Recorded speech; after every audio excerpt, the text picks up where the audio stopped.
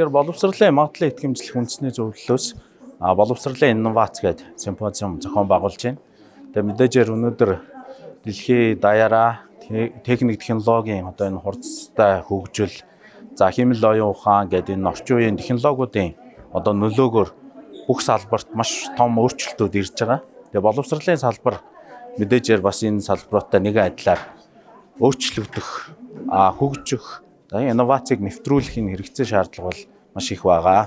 Тэгээ энэ утгаараа бол одоо энэ салбарын оролцогч талуудыг бүгдээ нураад тэгээд бас одоо энэ инновацийн тухай ярилцаж хүмүүсийн анхаарлыг бас энэ өөрчлөгдөх хэрэгцээ шаардлага дээр бас авчирсан нь бол энэ симпозиумын бас нэг том ач холбогдол гэж бодож байгаа. Тэгээд мэдээжээр энэ симпозиумд оролцсон оролцогч талууд бүгдээрээ өөрсдийнхөө хийж хэрэгжүүлж байгаа боловсролын чиглэлээр ажиллаж байгаа энэ ажил үүргийнхаа хүрээнд бас өөрчлөгдөх ёстой юм байна. Бид нар хамтарч ажиллах ёстой юм байна.